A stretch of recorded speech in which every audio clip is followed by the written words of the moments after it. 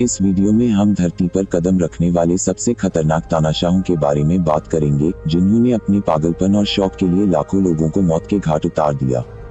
Video शुरू करने से पहले इस चैनल को सब्सक्राइब करना न भूलें और अपनी फीड पर इस तरह के इंटरेस्टिंग वीडियो पाने के लिए बेल आइकन जरूर दबाएं। दुनिया में कई ऐसे शासक हुए हैं जिनके कारनामों के बारे में आपने सुना होगा। आज हम आपको ऐसे ही 7 शासकों के बारे में बताने जा रहे हैं जिनका इतिहास बेहद ही खौफनाक रहा है। किसी ने सत्ता के लिए बहाया खून तो किसी ने अपने शौक को पूरा करने के लिए। तो चलिए वीडियो शुरू करते हैं। Number 1, Elizabeth Bathory. Elizabeth Bathory को हंगरी के नोबल वुमेन के तौर पर जाना जाता था। एलिजाबेथ बाथरी हंगरी साम्राज्य के ऊंचे रसूख वाले बाथरी परिवार से ताल्लुक रखती थी। उसकी शादी फेरेंक नेडेज़डी नाम के शख्स से हुई थी और वह तुर्कों के खिलाफ युद्ध में हंगरी का राष्ट्रीय हीरो था। जब तक वह जिंदा था तब भी एलिजाबेथ लड़कियों को अपना शिकार बनाती थी, लेकिन 1604 में पति की मौत के बाद उसके जुर्म की इंतहा हो गई थी। एलिजाबेथ बाथरी स्लोवानिया के चास्च स्थित अपने महल में रहती थी तथा उसने वहीं सारी घटनाओं को अंजाम दिया था। आज तक के इतिहास में उससे ज्यादा खतरनाक लेडी मर्डर कोई नहीं हुई। ऐसा कहा जाता है कि ये महिला तानाशाह कुंवारी लड़कियों के खून से नहाती थी। अपने शौक को पूरा करने के लिए उसने कई लड़कियों को मरवाया था। नंबर 2, अटिला द हन। शासनकाल ईस्वी 434 से 453 तक। रोमन साम्राज्य के एक प्रांत पन्नोनिया में जन्मे। लगभग 406 में अत्तिला द हुन और उनके भाई लेदाक को 434 में हुनों के सह शासक नामित किया गया था। 445 में अपने भाई की हत्या करने पर अत्तिला हुननिक साम्राज्य का 5वीं शताब्दी का राजा और हुनों का एकमात्र शासक बन गया। अपने भाई की हत्या करने के बाद अत्तिला वर्तमान हंगरी में केंद्रित हुननिक साम्राज्य का नेता बन गया। उसने वर्तमान जर्मनी, रूस, यूक्रेन और बाल्कन के साम्राज्य का विस्तार किया।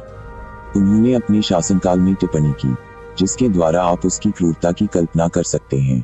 वहां जहां से मैं गुजरता हूं वहां घास कभी नहीं उगती। अत्तिला का निधन 453 में हुआ था। अत्तिला अपने पीछे एक विभाजित परिवार छोड़ गई। उनके नियुक्त उत्तराधिकारी उनके बड़े बेटे एलाक ने अपने पिता के साम्राज्य पर नियंत्रण के लिए अपने अन्य भाइयों डेंगिजिच और इरनाक के साथ युद्ध लड़ा और बाद में उस साम्राज्य को अंततः उनके बीच विभाजित किया गया। Number 3, Genghis Khan. शासनकाल वर्ष 1206 से वर्ष 1227।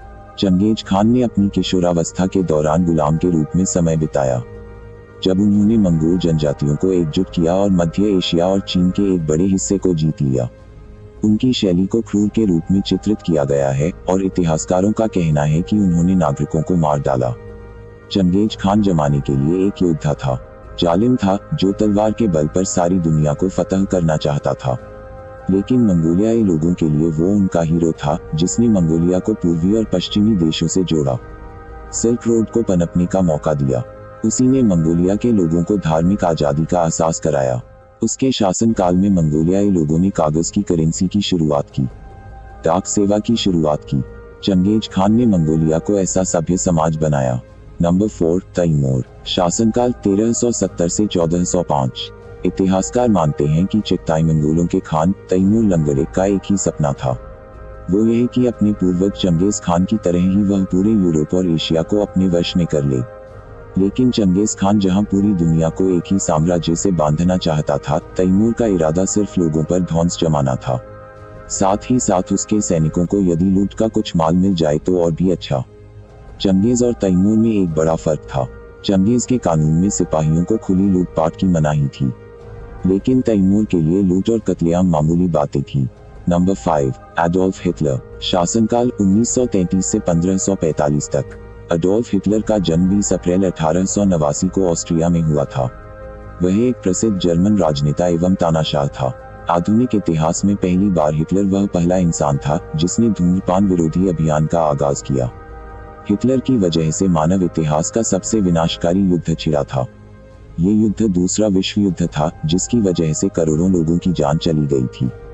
हिटलर की जाति नीति के कारण लगभग 1 करोड़ 10 लाख लोगों की मौत हुई थी। दूसरे विश्व युद्ध के कारण लगभग 6 करोड़ लोगों ने अपनी जान गंवाई थी। नंबर 6, इडी अमीन। शासनकाल 1971 से 1979 तक। 6 फीट 4 इंच लंबे और 135 किलो वजन वाले इडी अमीन को हाल के विश्व इतिहास के सबसे क्रूर और निर्दयी तानाशाहों में गिना जाता है।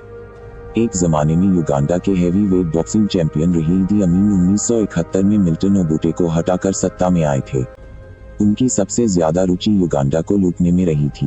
ईदी का जन्म साल 1925 में हुआ था, लेकिन उसकी जन्म की तारीख कोई नहीं जानता है। उसका शासनकाल वैसे तो 8 साल का था, लेकिन उसने इतने समय में ही क्रूरता की सारी हदें पार कर दी। ईदी के शासन के दौरान मानव अधिकारों के दुरुपयोग, राजनीतिक दमन, जातीय उत्पीड़न, गैर कानूनी हत्याओं, पक्षपात, भ्रष्टाचार और सकल आर्थिक कुप्रबंधन जैसी अनेकों चीजें हुई। अंतर्राष्ट्रीय प्रेक्षकों और मानव अधिकार समूहों का अनुमान है कि उसके शासन में 1 लाख से 5 लाख लोग मार डाले गए थे। Number 7, Vlad impeller. शासनकाल 1431 से 1472 तक। खून देखे बिना इस तानाशाह को नींद नहीं आती थी। उसकी क्रूरता को देखकर लोग उसे ड्रैकुला कहने लगे। व्लाद रोमानियन साम्राज्य का रहने वाला था। ओटोमन एम्पायर तुर्की एम्पायर के साथ युद्ध में व्लाद ने बच्चों और महिलाओं की बड़ी ही बर्बरता पूर्वक हत्या करवा दी थी। इतना ही नहीं, उसने नवजात बच्चे तक को भी नहीं छोड़ा। उसके क्रूरता को देखकर उसकी गिनती ड्रैकुला में होने लगी। यह अनुमान लगाया गया है कि अपने जीवन काल में व्लाद इम्पेलर 1 लाख मौतों के लिए जिम्मेदार था, जिसमें ज्यादातर तुर्क थे।